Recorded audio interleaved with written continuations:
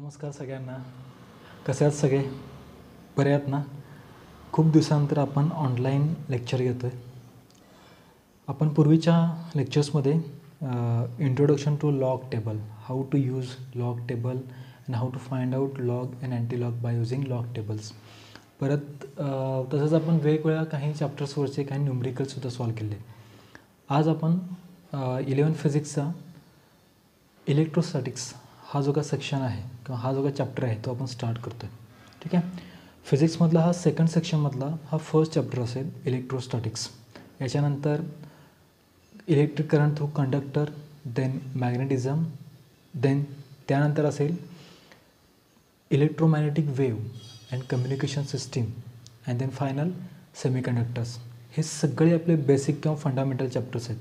तुम्ही असं म्हटलं तर चालेल की हे जे काय आपण जे आता मी नाव तुम्हाला सांगितली, इलेक्ट्रोस्टॅटिक्स असेल किंवा इलेक्ट्रिक करंट थ्रू कंडक्टर असेल, हे पार्ट 1चे व्हिडिओज असतील.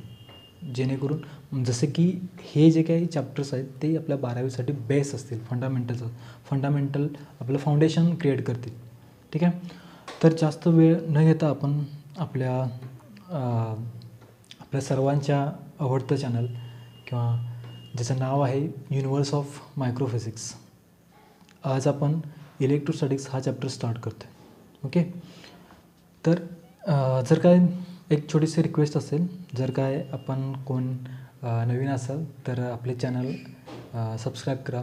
आपल्या स्टुडंट मित्रांना हा व्हिडिओ किंवा ही लिंक शेअर करा, जेणेकरून आपल्या हे जे काही नॉलेज आहे, हे जे काही इन्फॉर्मेशन आहे किंवा हे जे काही लेक्चर आहे ते जास्तीत जास्त मुलांपर्यंत पोहोचेल, जेणेकरून आपण ग्लोबली कनेक्ट होऊ शकू.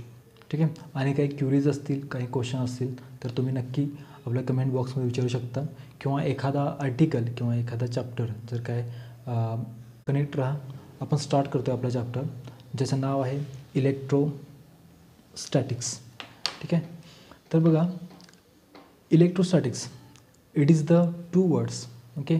इलेक्ट्रोस्टॅटिक्स म्हणजे आपल्याला हे कळतं की ह्या नेममध्ये आपल्याला 2 वर्ड्स दिसत आहेत, एक इलेक्ट्रो आणि स्टॅटिक्स. ओके. तर आपण इनिशियलच्या चॅप्टर्समध्ये जर काही थोडंसं पाठीमागे गेलो तर आपल्याला कळतं की क्लासिकल मेकॅनिक्स 3 ब्रांचमध्ये डिवाईड होतं. ठीक आहे. त्यामध्ये पहिले आहे कायनॅमॅटिक्स, दुसरे आहे डायनॅमिक्स आणि तिसरे आहे स्टॅटिस्टिक्स. ठीक आहे. तर बघा, classical mechanics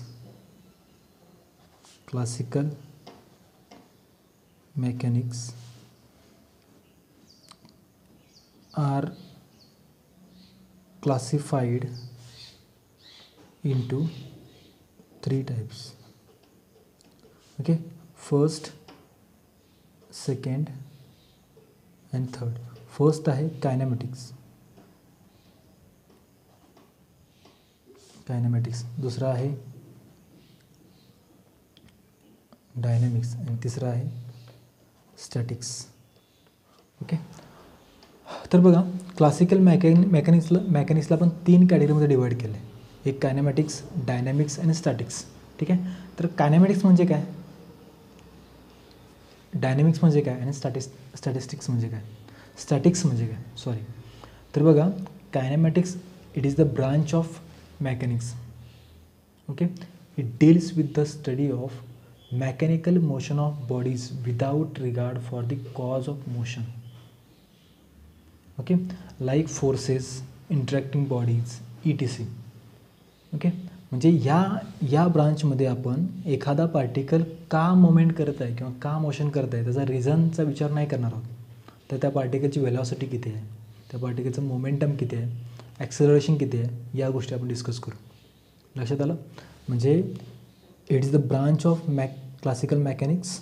it deals with the study of mechanical motions without regard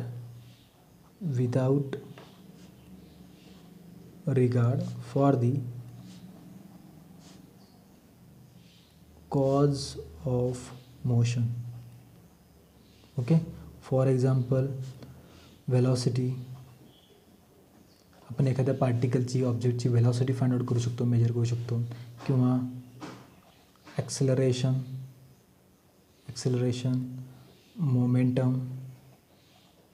momentum, ETC.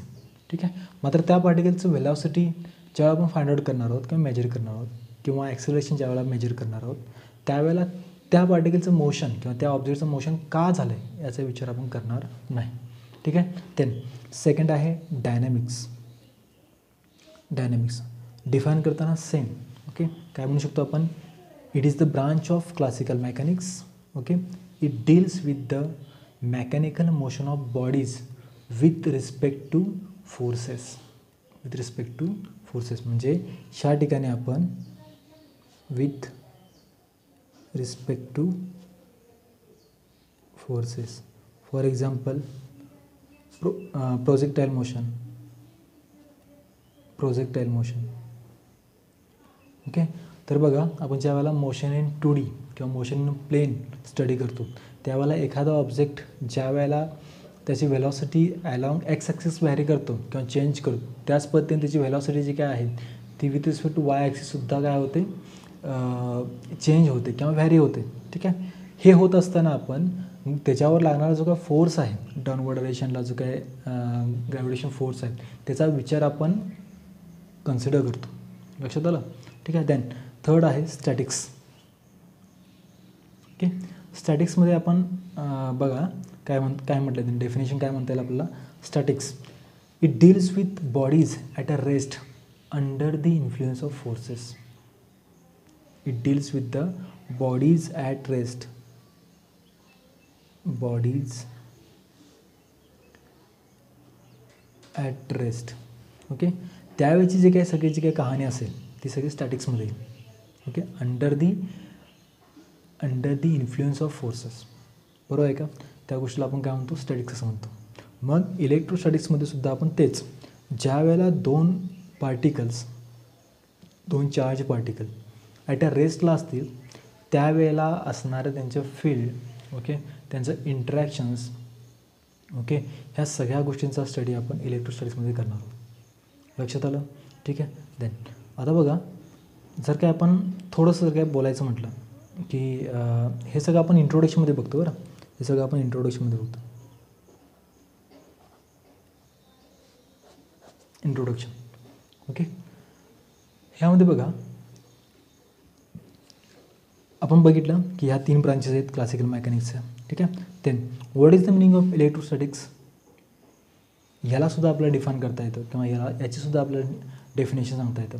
The branch of physics which deals with the study of electric forces, electric fields and electric potential arising due to the static charges known as electrostatics.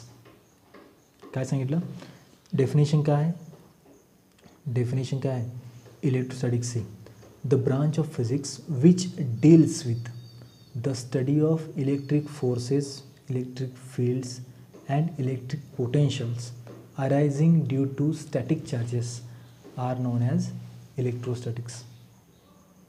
लक्षात आलं. हे झाले simple definition. ठीक आहे. Then आपण step by step एक step किंवा एक कन्सेप्ट बघत चलू.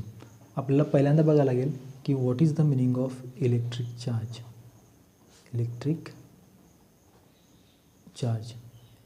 ज्याला आपण क्यूने डिनोट करतो. ठीक आहे. काय सांगता येईल इलेक्ट्रिक चार्ज म्हणजे काय. तर बघा चार्ज प्रोड्यूस होण्याचे जे काही प्रोसेस आहेत ते तुम्हाला माहिती आहे की आपण चार्ज किंवा जे पार्टिकल्स आहेत, ओके, ते कसे प्रोड्यूस होतात. ठीक आहे. ॲक्च्युअली जर काय आपण एखादा मेटलचा रॉड घेतला असेल, फॉर एक्झाम्पल मला त्यातून एक चार्ज जनरेट करायचे तर आपण कसं करू शकतो. ठीक आहे.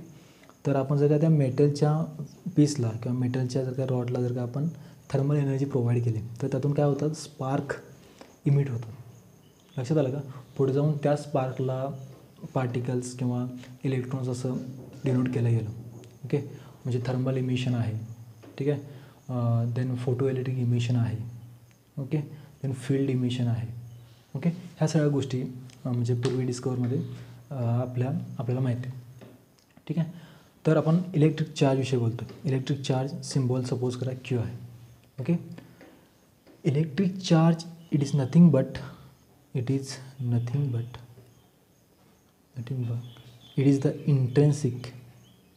the intrinsic property property of a matter okay. ज्या पद्धतीनं एखाद्या ऑब्जेक्टला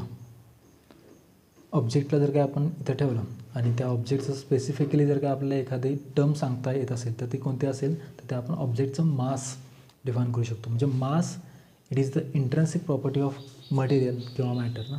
त्याच पद्धतीनं जर का आपण सब ॲटॉमिक लेवलला गेलो तर त्या मॅटरसाठी त्याची जर काही इंट्रेन्सिक प्रॉपर्टी कुठली असेल तर ती ही आहे इलेक्ट्रिक चार्ज. काय म्हणता येईल? Electric charge it is nothing but the intrinsic property of matter. Okay. Then याचा आपण सिम्बॉल काय असतो किंवा याचा युनिट काय असतो ह्या सगळ्या गोष्टी आपण स्टेप बाय स्टेप बघूच. त्याचपूर्वी मला जर काय आपण ह्या चॅप्टरमध्ये आपल्याला कुठला पोर्शन कवर करायचा आहे तर बघा यामध्ये आपल्याला इलेक्ट्रिक चार्ज म्हणजे काय असतं. Okay. Then basic properties of electric charge. Okay. त्यामध्ये ॲडिटिव्ह नेचर ऑफ चार्ज आहे, क्वांटायझेशन ऑफ चार्ज आहे, कॉन्झर्वेशन ऑफ चार्ज आहे, then force between two charges आहेत. ठीक आहे. देन आपल्याला कुलम्स लॉ बघायचा आहे. कुलम्स लॉचा scalar form, vector form. Okay. Then what is the meaning of permittivity, then relative permittivity. Okay. Definition of unit charge from the Coulomb law. Okay. Then Coulomb's law in vector form. Okay. Then principle of superposition. Okay. Electric field, then electric field due to the point charge in a material medium. किंवा पुढे जाऊन आपल्याला practical way of calculating electric field बघायचं आहे. Then electric lines of forces ह्या सगळ्या गोष्टी. ठीक आहे. Then electric flux. Okay. Then Gauss law. Then electric dipole, त्यामध्ये डायपोल मोमेंट काय असतं. आणि then finally continuous charge distribution. त्याच्यामध्ये 3 डिस्ट्रीब्युशन आपल्याला बघायचे. ठीक आहे. म्हणजे जे आता आपण बोललो हा सगळा सिलेबस आपल्याला ह्या चॅप्टरमध्ये कवर करायचा आहे. ठीक आहे. आणि मी पुन्हा सांगतो आहे हा आपला चॅप्टर 12वीच्या बेसमध्ये म्हणजे रेफरन्ससाठी हा चॅप्टर पार्ट 1 स्पेसिफिकली असं म्हणू शकतो. Electric charge of a material body or a particle is the property due to which it produces and experiences electric and magnetic effects. Okay.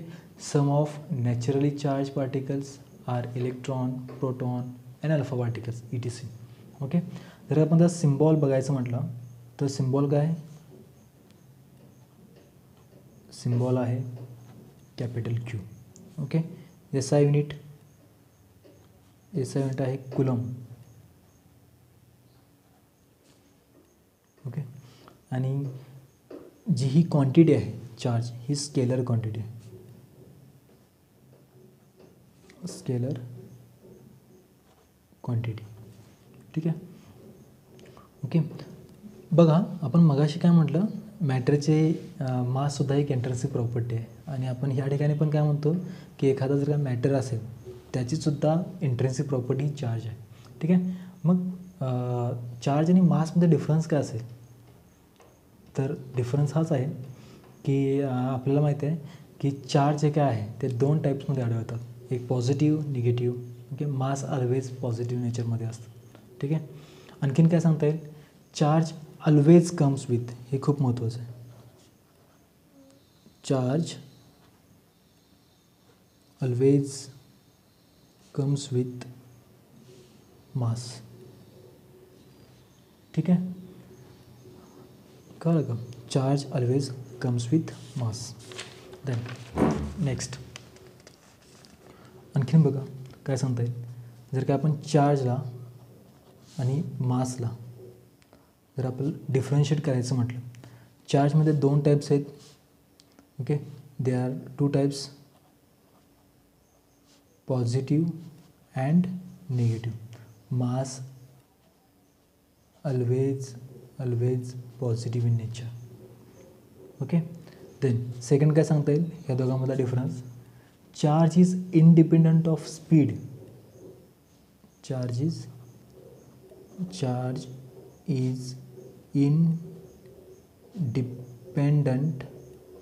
independent of speed, but mass is dependent on speed. आणि हे जे काय मास आहे, okay, हे जे काय मास आहे ते कसं व्हॅरी होतं हे आपण आइन्स्टाईनच्या रिलेटिव्हिस्टिक अप्रोचने बघू शकतो. ओके, ते पाहण्यासाठी for example actual mass, okay, जर आपण यम कन्सिडर केला असेल विथ रिस्पेक्ट टू ग्राउंड मास किंवा यम नॉट रेस्ट मास किती व्हॅरी होतं, 1 - v²/c². ह्या फॉर्म्युल्यावरून आपल्याला चेंज इन मास करता येतं. मात्र हा फॉर्म्युला हा आपल्या क्लासिकल ऑब्जेक्टसाठी किंवा डे टू डे लाईफमध्ये आपण ज्या इन्स्ट्रुमेंट किंवा व्हेकल यूज करतो त्यासाठी हे पॉसिबल नाही. कारण की ही जी काय ऑब्जेक्टची स्पीड आहे ती स्पीड ऑफ लाईटच्या कंपॅरिझनमध्ये खूप कमी येते. त्यामुळे जवळपास हा डिनॉमिनेटर 1 बनतो. त्यामुळं क्लासिकल फ्रेममध्ये यम = m0 असं असतं. आता जर का आपण हा फॉर्म्युला जर आपण सब ॲटॉमिक पार्टिकलसाठी जर का यूज केलं तर त्या ठिकाणी इलेक्ट्रॉनचं स्पीड किंवा प्रोटॉन किंवा न्यूट्रिनो अल्फा पार्टिकलचं स्पीड हे अप्रॉक्सिमेटली स्पीड ऑफ लाईट इतकं असतं. त्यामुळे हे व्हेरिएशन भेटतं तुम्हाला. त्यामुळं ॲक्च्युअल मास जर का तुम्ही काढला, okay, with respect to rest mass तर तुम्हाला व्हेरिएशन भेटतं. म्हणून आपण काय म्हटलं, mass is vary with respect to speed. Okay, then आता बघा आपण पुढं जर का पाहिलं तर आपल्याला प्रॉपर्टीज ऑफ चार्ज हे आर्टिकल बघायचं आहे. कोणत्या प्रॉपर्टीज आहेत ज्या आपण डिस्कस करू शकतो. ठीक आहे, तर बघा फर्स्ट प्रॉपर्टी आहे कॉन्झर्वेशन ऑफ चार्ज.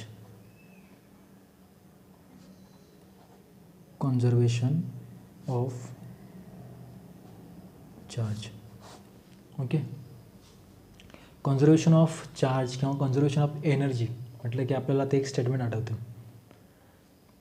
आता एनर्जी जर काय प्रिन्सिपल विचारलं, कॉन्झर्वेशन ऑफ एनर्जीचं प्रिन्सिपल सांगा, तर काय म्हणतात सगळे डायरेक्ट लगेच, energy can neither be created nor be destroy but it can only be transferred from one form to another form. लक्षात आलं.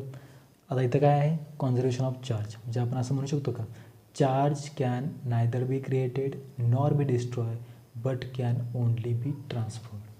हे झालं conservation of charge statement. Charge can neither be created nor be destroy but can only be transferred. Okay, किंवा और the total charge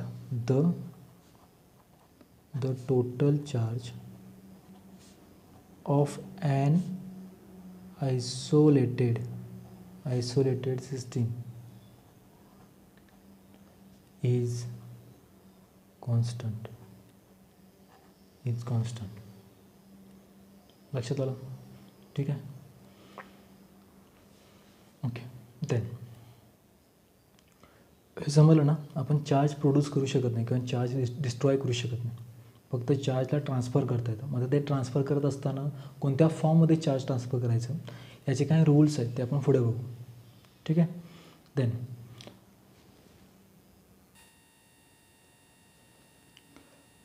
first property झाली conservation of charge. Second आहे quantization of charge. ठीक आहे. तर बघा क्वांटायझेशन ऑफ चार्ज ही जी काय चार्जची property आहे ह्याच्यामध्ये त्यांनी काय सांगितलेलं आहे. ओके, क्वांटायझेशन म्हणजे काय, तर क्वांटायझेशन याचा अर्थ काय, anything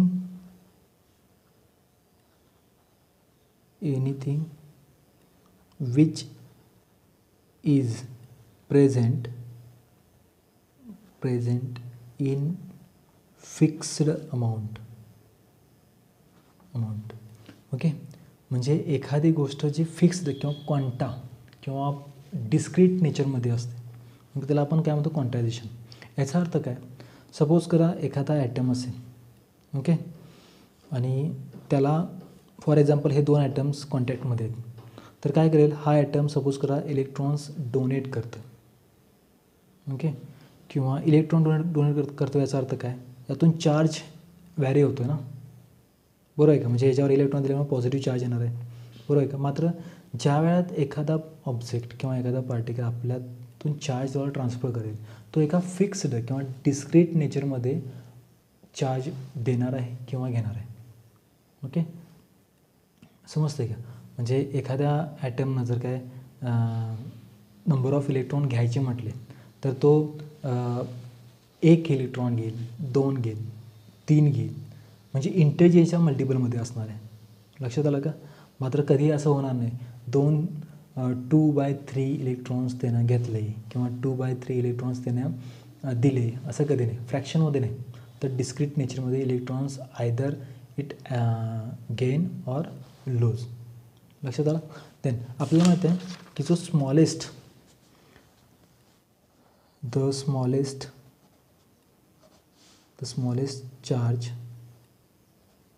charge that can exist independently is charge on one electron. Okay, आणि तो किती आहे? एका इलेक्ट्रॉनवर चार्ज किती असतो? -1.6 × 10⁻⁻19 कुलम. ओके, आणि याला आपण काय म्हणतो? फंडामेंटल किंवा बेसिक चार्ज. लक्षात आलं? ओके, त्यामुळं आपण असं म्हणू शकतो charge always exist integral multiple of fundamental charge. म्हणजे आपण म्हणू शकतो का charge always exist in integral multiple of fundamental charge, that is Q is equal to N times E plus or minus E. लक्षात आलं? ओके, म्हणजे electrons कसे transfer होतील किंवा चार्ज कसा ट्रान्सफर होईल? 1 electron, 2 electron, 3 electron and so on plus N electrons. Okay, किंवा -1 electron, -2 E electron, -3 E electron and so on -N E electron. समजलं का? ठीक आहे. क्वांटायझेशन ऑफ चार्ज म्हणजे काय आलं?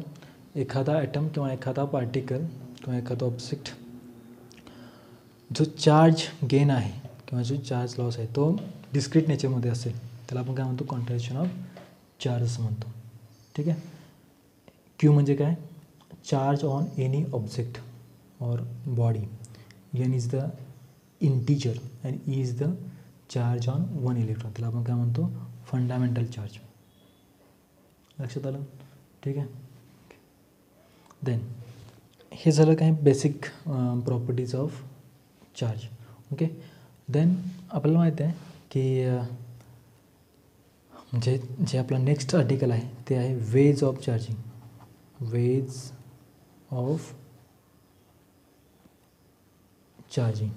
ठीक आहे.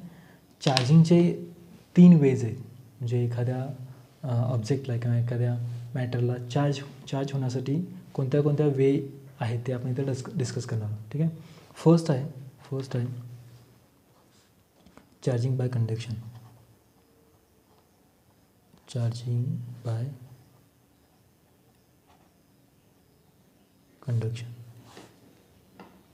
ठीक आहे.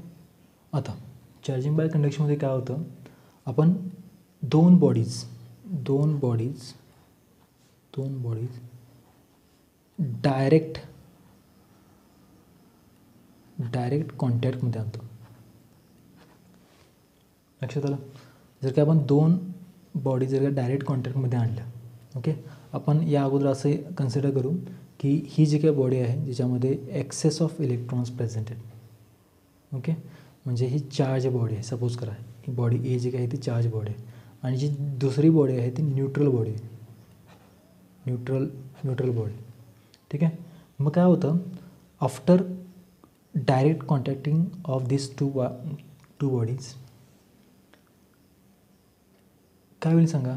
तर हे इलेक्ट्रॉन्स ओके काय होतील? हे इलेक्ट्रॉन ट्रान्सफर होतील ना, कारण की इथे एक्सेस ऑफ इलेक्ट्रॉन्स आहेत. बरोबर आहे का? म्हणजे फॉर एक्झाम्पल जर का इथं नंबर ऑफ इलेक्ट्रॉन्स 50 असतील तर यांच्या कॉन्टॅक्ट केल्यामुळे काय होणार आहेत? या ते इलेक्ट्रॉन शिफ्ट होतील ना इथं. ओके, आणि जवळपास same number of electrons transfer होतील कॉन्टॅक्ट केल्यानंतर. आणि सेम कधी असणार आहेत? जर का shape, size and material both conductor किंवा this material is same, then number of electrons जे ट्रान्सफर होणार आहेत ते सुद्धा सेम ट्रान्सफर होते. लक्षात आलं का? ठीक आहे. ह्याला आपण काय म्हणतो? Charging by conduction. कंडक्शनमध्ये दोन ऑब्जेक्ट डायरेक्टली कॉन्टॅक्टमध्ये आणले जातात. ठीक आहे. त्याच्यामध्ये एक बॉडी ही चार्ज बॉडी असते ज्याच्यामध्ये एक्सेस ऑफ इलेक्ट्रॉन प्रेझेंट असतात आणि दुसरी न्यूट्रल बॉडी असते. ओके. आणि if the shape size and material shape size of given material okay or physical dimension of given material same असेल तर त्यामध्ये सेम चार्ज काय होईल? ट्रान्सफर होईल. लक्षात आलं? म्हणजे फॉर एक्झाम्पल इथं जर काय क्यू चार्ज प्रेझेंट असेल ओके कॉन्टॅक्ट केलं दोघांचा शेप साईज सेम आहे तर Q/2 आणि Q/2 चार्ज काय होते? ट्रान्सफर होते. लक्षात आलं? देन सेकंड आहे charging by induction. Charging by induction. ठीक आहे. तर बघा कंडक्शनमध्ये आपण दोन बॉडी डायरेक्ट कॉन्टॅक्टमध्ये आणत होतो, मात्र इंडक्शनमध्ये आपण काय करणार आहोत? Without contact. इथं काय म्हणता येईल आपल्याला? Without contact. बेज ऑफ चार्जिंगमध्ये जी आपण सेकंड मेथड बघतो चार्जिंग ऑफ इंडक्शनमध्ये, त्यामध्ये आपण काय करतो आहे? दोन बॉडीज कॉन्टॅक्ट नाही करणार, डायरेक्ट काय करणार आहोत?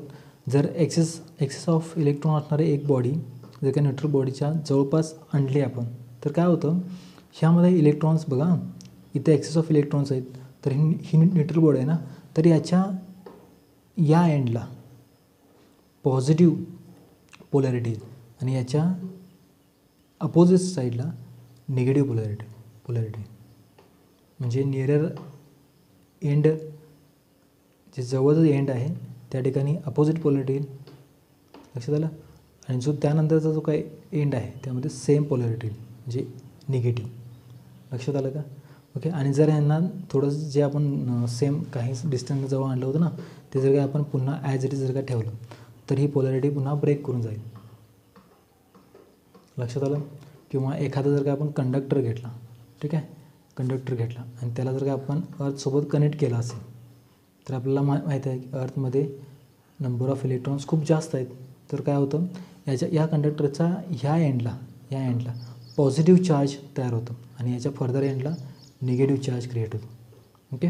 या प्रोसेसला आपण काय म्हणतो? चार्जिंग बाय इंडक्शन असं म्हणतो. लक्षात आलं का? ठीक आहे. ओके. देन थर्ड आहे चार्जिंग बाय फ्रिक्शन. ओके. हे आपले थर्ड आहे. ओके. ह्या ठिकाणी काय होतं? ज्या वेळेला आपण दोन बॉडीज एकमेकांमध्ये रब करतो त्यावेळेला इलेक्ट्रॉन्स प्रोड्यूस होतील ना. म्हणजे आपण असं म्हणू शकतो का? When two dissimilar bodies are rubbed किंवा when two bodies are rubbed with each other there is a transfer of electrons from one body to another body. बरोबर आहे का? सपोज करा दोन ऑब्जेक्ट आपण घेतले, ठीक आहे, त्यांना एकमेकावरती रब केलं तर काय होईल? यामध्ये इलेक्ट्रॉन्स काय होते? ट्रान्सफर होतील ना. बरोबर आहे का? कशामुळे ट्रान्सफर होणार आहेत सांगा? बघा आपण एकतर रब करतो याचा अर्थ काय? त्या दोन बॉडीजच्या सरफेसला काय फ्रिक्शन होईल.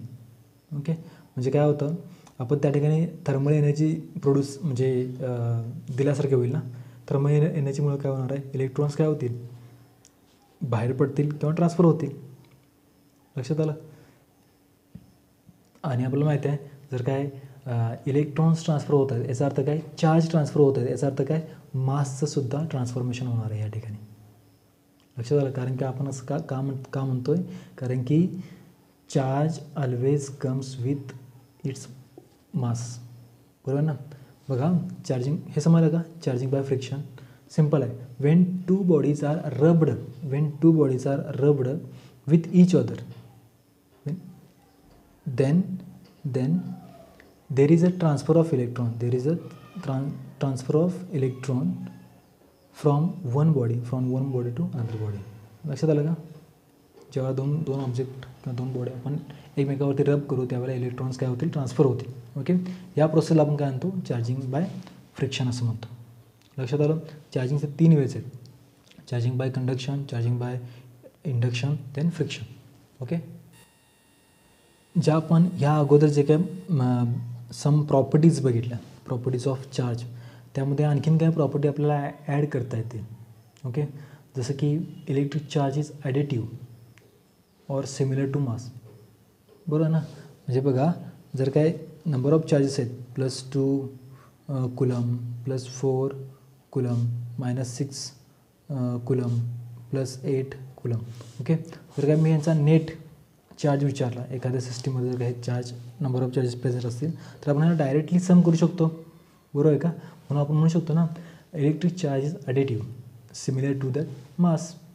ओके, देन आणखीन काय सांगता येईल सांगा काही प्रॉपर्टीजविषयी. ठीक आहे, the total electric charge on an object is equal to the algebraic sum of all the electric charges distributed on different parts of object. बरोबर आहे का. एक बॉडी घेतली, मगाशी म्हटलं ना तुम्हाला, मग एक बॉडी जर का आपण घेतली आणि वेगवेगळ्या व्हॅल्यूचे मॅग्नेटिक जर का चार्ज डिस्ट्रीब्यूट झाले असतील बॉडीच्या वेगवेगळ्या पार्टमध्ये, तर आपण टोटल चार्ज त्या बॉडीचा काढू शकतो. काय करणार, it is only algebraic sum of all the electric charges distributed over the different parts of object. बरोबर आहे का. तर या केसमध्ये चार्जेसच्या व्हॅल्यूज बघा, जर का पॉझिटिव्ह असेल, जर का सगळ्याच व्हॅल्यू पॉझिटिव्ह असतील तर टोटल सम हे पॉझिटिव्ह येईल. किंवा म्हणून आपण म्हणू शकतो की टोटल किंवा net charge of the object is either positive or negative. बरोबर आहे का.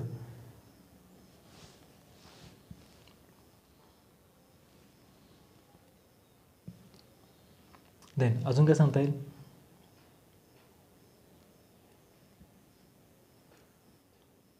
ओके, हे झालं इंट्रोडक्शन किंवा थोडंसं theoretically approach of electric charge, त्याच्या प्रॉपर्टीज आपण डिस्कस केलेल्या आहेत. ओके, देन ओके, ह्या बेसिक काही प्रॉपर्टीज झाल्या. ओके, आणखीन काय सांगता येईल. आपण ह्या ठिकाणी इलेक्ट्रोस्टॅटिक्समध्ये सपोज करा हा +Q चार्ज आहे आणि हा -Q चार्ज आहे. ओके, आणि हे जे काही चार्जेस आहेत ते ॲट अ रेस्टला असताना ह्या दोन चार्जेसमुळं प्रोड्यूस होणारा electric field, okay, field lines, electric potential, okay, interaction between them, ह्या सगळ्या गोष्टीचा जो काही स्टडी आहे तो इन्क्लूड होतो इलेक्ट्रोस्टॅटिक्समध्ये. ओके, ज्या वेळेला आपण कुलम्स लॉ बघू त्यावेळेला ह्या रेस्टला जे चार्ज आहेत त्यांच्यामध्ये असणारा जो काही फोर्स आहे तो आपण स्पेसिफिकली डिफाईन करू मॅथमॅटिकली सुद्धा. ठीक आहे, त्याचे फॉर्म, स्केलर फॉर्म आहेत, वेक्टर फॉर्म आहेत, ते सुद्धा लिहू शकतो. ओके, बघा आणखीन एक प्रॉपर्टी जर काय आपण बघितलं तर फोर्सेस बिटवीन चार्जेस. ओके, आपल्याला माहिती आहे इथं +Q चार्ज, इथं -Q चार्ज आहे. अपोजिट किंवा अनलाईक चार्जेस असतील तर ते एकमेकाला अट्रॅक्ट करतील. Opposite or unlike charges are attract each other or like or same form of charge repel each other. बरोबर आहे का. Two bodies or object experience a force when two bodies put in or brought together with influence of force between them. Okay, मग दोन टाईपचा force आहेत. कोणता, एक attractive नेचरमध्ये आहे आणि दुसरा रिपल्सिव्ह नेचर आहे. ओके, ज्या पद्धतीने आपण ग्रॅव्हिटेशनल फोर्समध्ये काय म्हणतो, gravitation it is always attractive nature, तसं इलेक्ट्रोस्टॅटिक्समध्ये जो फोर्स आहे, फोर्स बिटवीन टू चार्जेस, हा अट्रॅक्टिव्ह ॲज वेल ॲज रिपल्सिव्ह सुद्धा, depending upon charge on electron. लक्षात आलं का. ठीक आहे. ओके, देन आपण काय करू, स्केलर किंवा जो वेक्टर फॉर्म आहे कुलम्स लॉचा, इथून पुढं आपण थोडंसं मॅथमॅटिकली पार्ट येईल, मॅथमॅटिकल स्टेटमेंट्स येतील. ओके, हे स्टेप बाय स्टेप आपण बघू. ओके, ह्या इंट्रोडक्शन पार्टमध्ये एवढंच असेल की इलेक्ट्रिक चार्ज म्हणजे काय, त्याच्या प्रॉपर्टीज काय आहेत, ह्या सगळ्या गोष्टी आपण डिस्कस केलेल्या आहेत. ओके, देन जो अपकमिंग लेक्चर असेल किंवा अपकमिंग आपलं जो काय सिरीजचा जो पार्ट असेल त्यामध्ये आपण कुलॉम्स लॉ बघणार आहोत. ओके, कुलॉम्स लॉचे वेक्टर फॉर्म, स्केलर फॉर्म, ह्या सगळ्या गोष्टी डिस्कस करू आणि त्याच्यावरचे जे प्रॉब्लेम असतील किंवा काही क्युरीज, काही क्वेश्चन असतील ते सुद्धा डिस्कस करू आपण. ठीक आहे, तर स्टडी करत राहा. Okay, all the very best. Okay, जर काय तुम्ही आपल्या चॅनलवरती नवीन असाल तर चॅनल नक्की सबस्क्राईब करा, कारण की आपण ही आपली सुरुवात आहे. जस्ट आपण वेगवेगळे आर्टिकल्स, वेगवेगळे चॅप्टर्स आपण डे बाय डे आणि सिक्वेन्सनं ओके स्टेप बाय स्टेप प्रत्येक गोष्ट ओके इन डिटेल्स त्या गोष्टीच्या पाठीमागचं मॅथमॅटिक्स ओके कॅल्क्युलेशन्स किंवा त्याचं न्यूमरिकल्स रिलेटेड्स ह्या सगळ्या गोष्टी डिटेल्समध्ये आपण डिस्कस करत राहू. आणि काही क्युरीज असतील काही क्वेश्चन्स असतील तर नक्की विचारत चला किंवा एखादा आर्टिकल सर जमलं नाही तर विचारत चला की सर हे असं असं आहे ओके कमेंट्समध्ये विचारा. आपण त्याचं सोल्युशन्स पुढच्या व्हिडिओमध्ये नक्की देऊ. ठीक आहे. तोपर्यंत stay tune okay keep studying all the very best okay thank you.